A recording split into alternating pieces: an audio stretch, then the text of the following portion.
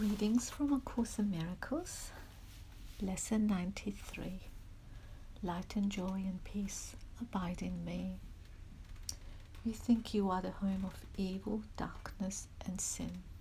You think if anyone could see the truth about you, he would be repelled, recoiling from you as if from a poisonous snake.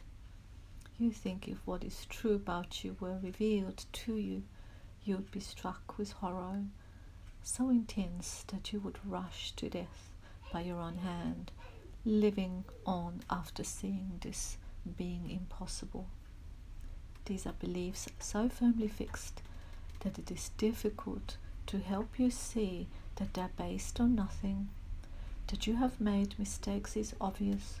That you have sought salvation in strange ways, have been deceiving and afraid of foolish fantasies and savage dreams, and have bowed down to idols made of dust. All this is true by what you now believe. Today we question this not from the point of view of what you think, but from a very different reference point, from which such idle thoughts are meaningless. These thoughts are not according to God's will. These weird beliefs He does not share with you. This is enough to prove that they are wrong, but you do not perceive that this is so.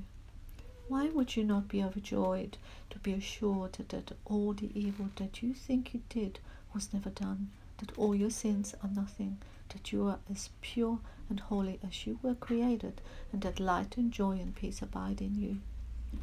Your image of yourself cannot withstand the will of God. You think that this is death, but it is life. You think you are destroyed, but you are saved. The self you made is not the Son of God. Therefore this self does not exist at all. And anything it seems to do and think means nothing. It is neither bad nor good. It is unreal. Nothing more than that. It does not battle with the Son of God. It does not hurt him, nor attack his peace. It has not changed creation, nor reduced eternal sinlessness to sin and love to hate. What power can this self you made possess when it would contradict the will of God?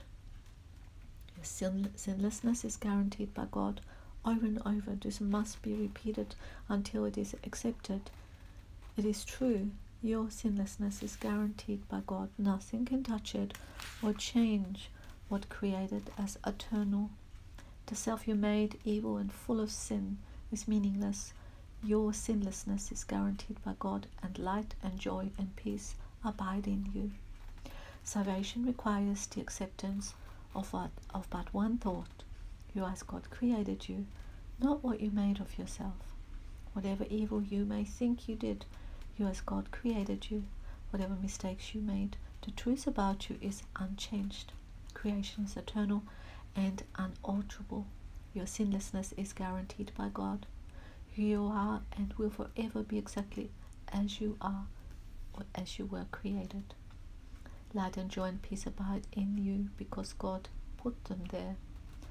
In our longer exercise periods today, which would be most profitable if done for the first 5 minutes of every waking hour, begin by stating the truth about your creations.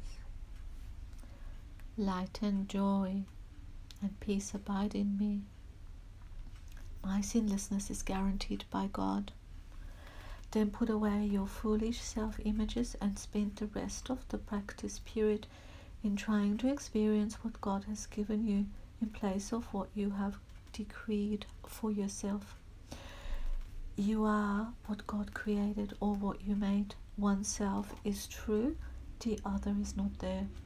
Try to experience the unity of your one self. Try to appreciate its holiness and the love from which it was created.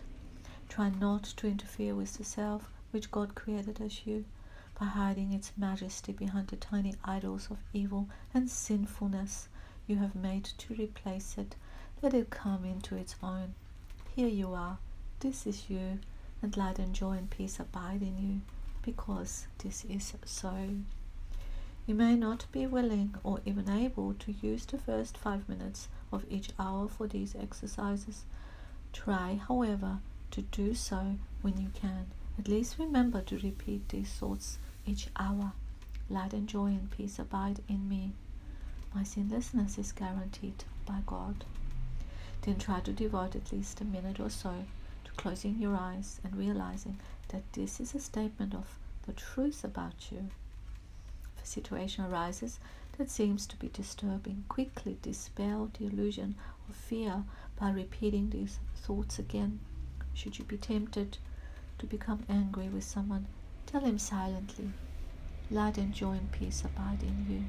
Your sinlessness is guaranteed by God.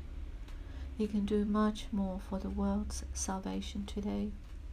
You can do much today to bring you closer to the part in salvation that God has assigned to you. And you can do much today to bring the conviction to your mind that the idea for the day is true indeed.